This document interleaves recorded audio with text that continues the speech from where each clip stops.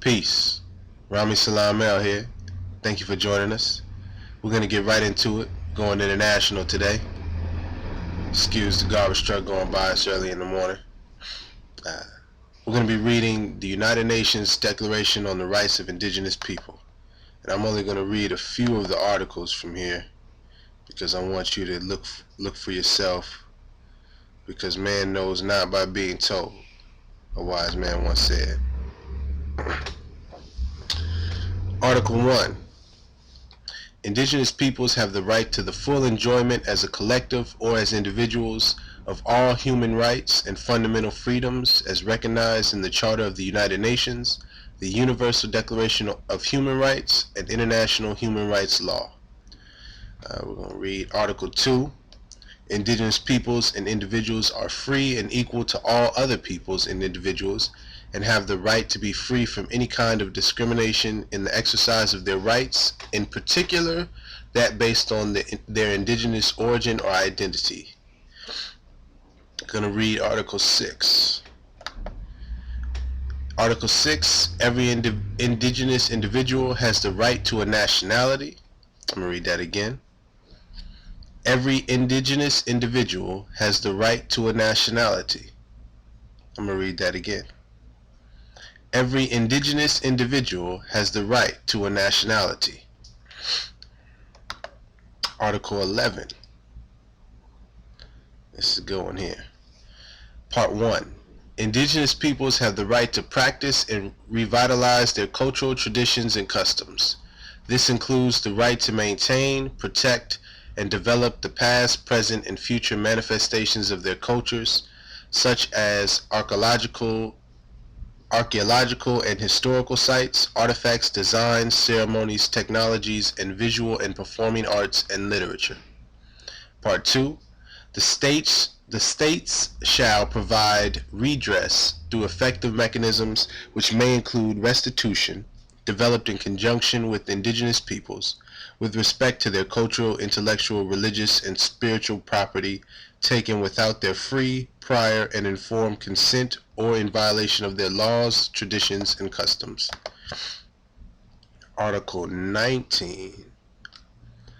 States shall consult and cooperate in good faith with the indigenous peoples concerned through their own representative institutions in order to obtain their free, prior, and informed consent before adopting and implementing legislative or administrative measures that may affect them. Article 21. Part 1. Indigenous peoples have the right, without discrimination, to the improvement of their economic and social conditions, including inter alia in the areas of education, employment, vocational training and retraining, housing, sanitation, health, and social security. Part 2. States shall take effective measures and, where appropriate, special measures to ensure continuing improvement of their economic and social conditions. Particular attention should be paid to the rights and special needs of indigenous elders, women, youth, children, and persons with disabilities. And then we're going to close it out with Article 26. Part 1. Indigenous peoples have the right to the lands, territories, and resources which they have traditionally owned, occupied, or otherwise used or acquired. Part 2. Indigenous people have the right to own, use, develop, and control the lands, territories, and resources that they possess by reason of traditional ownership or other traditional occupation or use, as well as those which they have otherwise acquired. Part 3. States shall give legal recognition and protection to these lands, territories, and resources. Such recognition shall be conducted with due respect to the customs, traditions, and land tenure systems of the indigenous peoples concerned. And so they actually have a total of 46 articles for the Declaration on the Rights of Indigenous People from the United Nations. And I read that on their website. Let me read you the website name. www.un.org.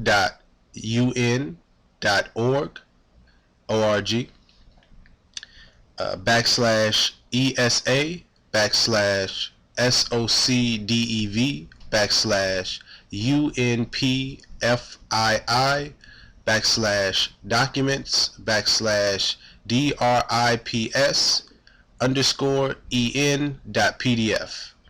So you can read that right from their website, or you can go to International Asiatic Moorish Hip Hop Temple.webs.com, all one word, and go to the legal and lawful section. We have it posted there.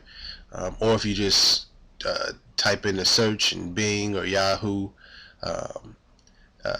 United Nations Declarations on the Rights of Indigenous People, you can find it there. Now, why is this important? Well, if you're an indigenous person, then you have all of those rights guaranteed, right? Secured, protected, upheld by the United Nations, which the United States of America is signed on to. And Barack Obama signed that Declaration on the Rights of Indigenous People in 2009. So why don't we know about that? This is so-called Black History Month, right? And let's get to black people for a moment. Where are black people indigenous to? What land? Someplace in Africa. Africa is a continent, very large one. Where from? What about African American? Where are they indigenous to? Because that's 2 continents. What about people of color? Where is their indigenous lands? Negro?